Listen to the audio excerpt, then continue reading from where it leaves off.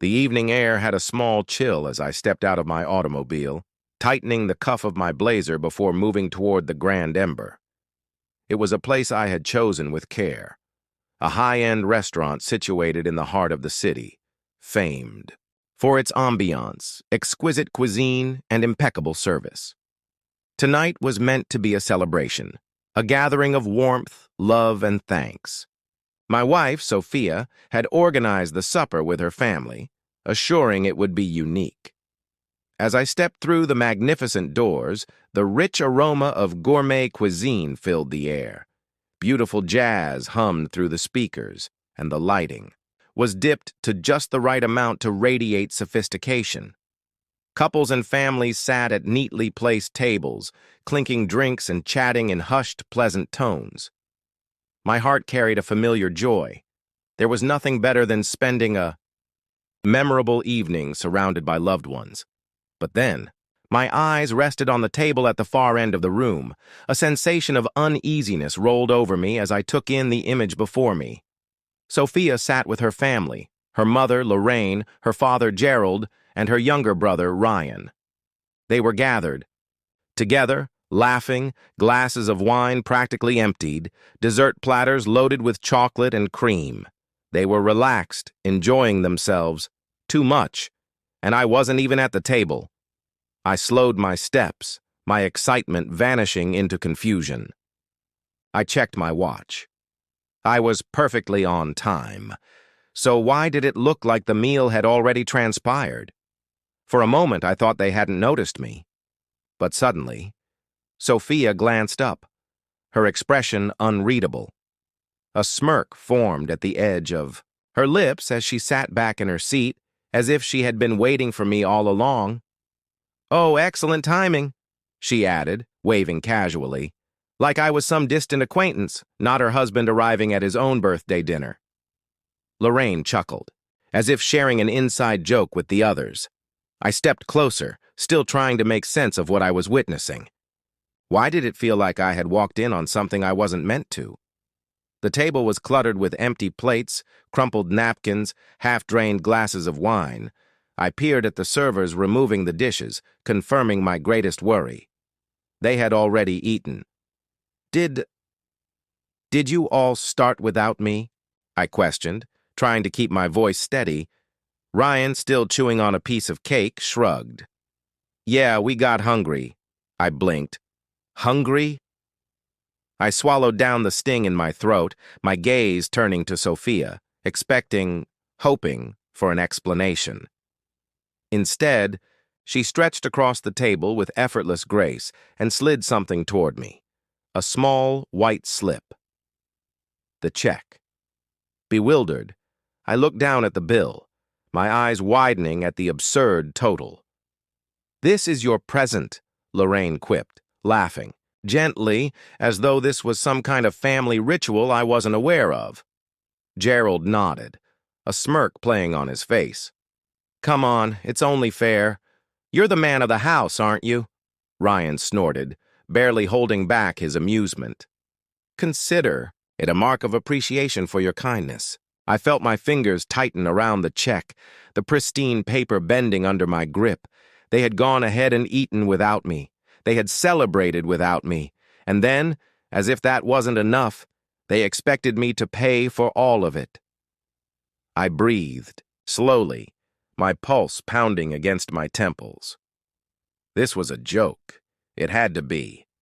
No one would do something like this to their own family. But the arrogant expression smiling back at me told me otherwise. Something inside me broke.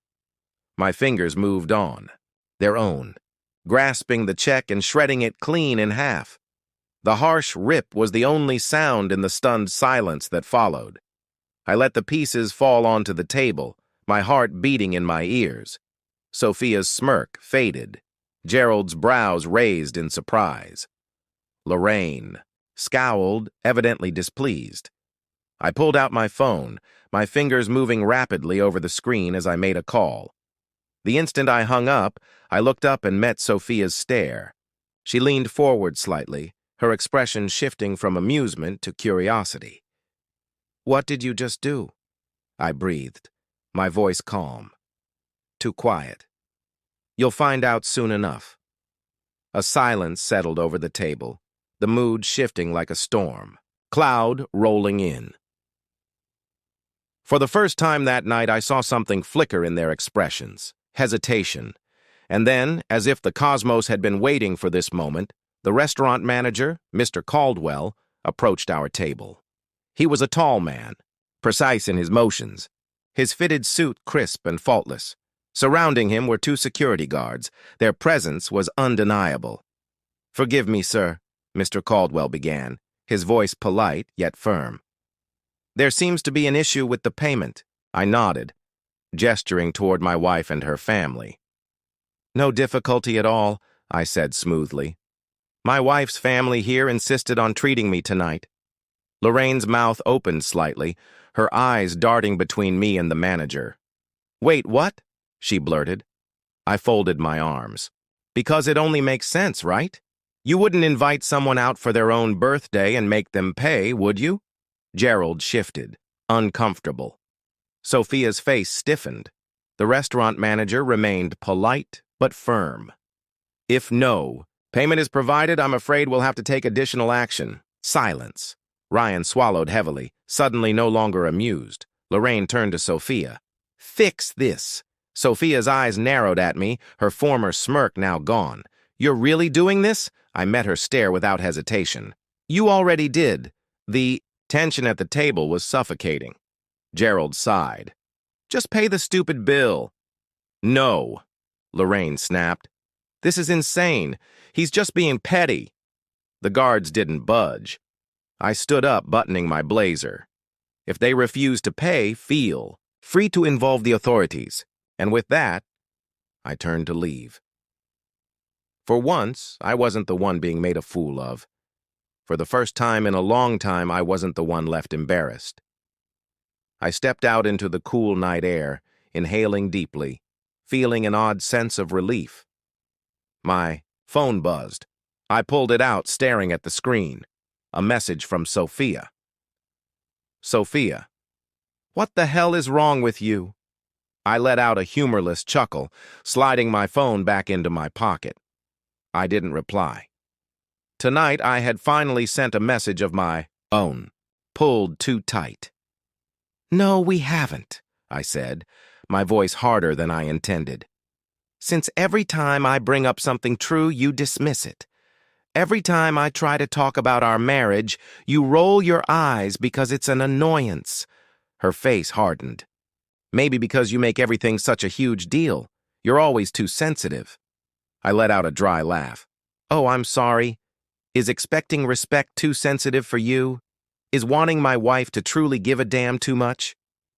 She laid her glass down with a clink, crossing her arms. "You're being foolish." "No, Sophia. For once I'm not."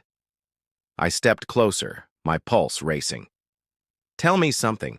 If I had done what you and your family did last night, if I had taken you out for your birthday, eaten without you, laughed in your face, and handed you the bill, would you have been okay with it?" Silence. Her lips parted slightly, but no words came out. "Would you?" I pressed. She swallowed, shifting her weight. "That's not the same thing." I shook my head. "No, it's exactly the same thing.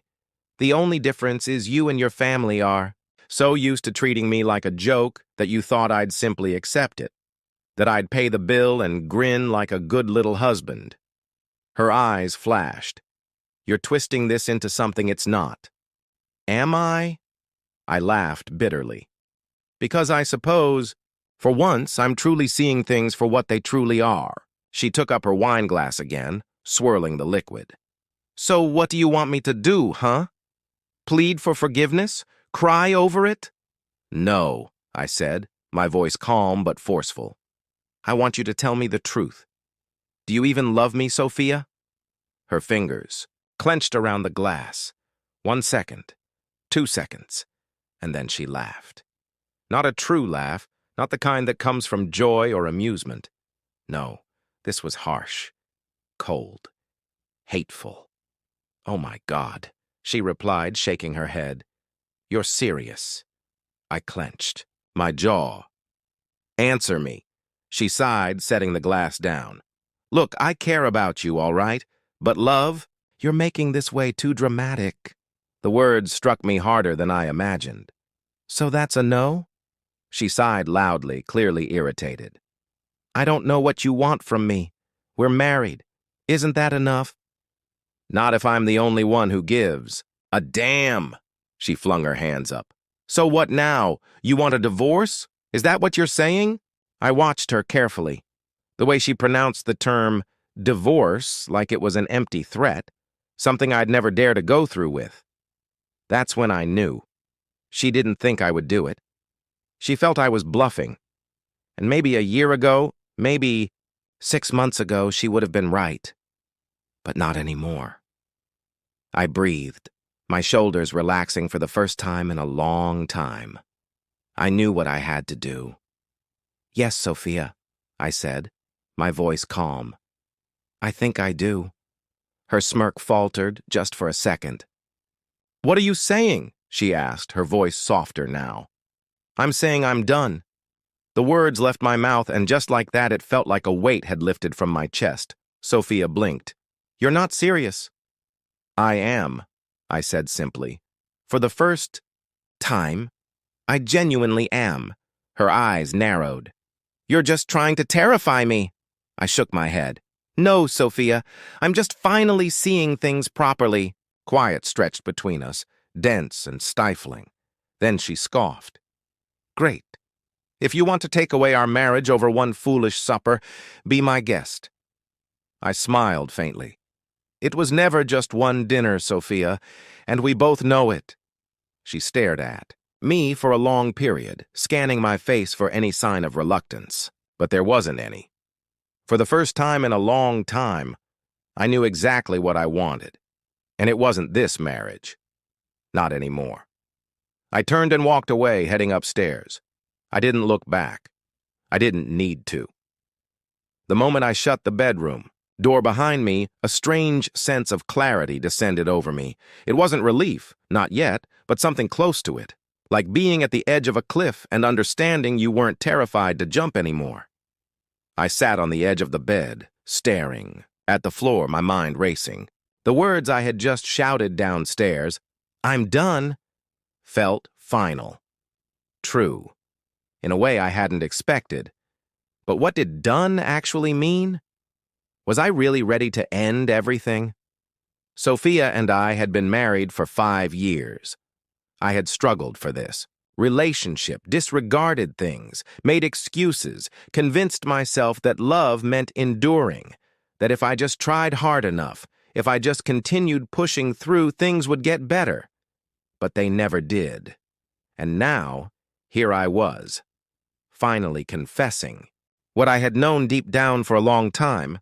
This marriage was over.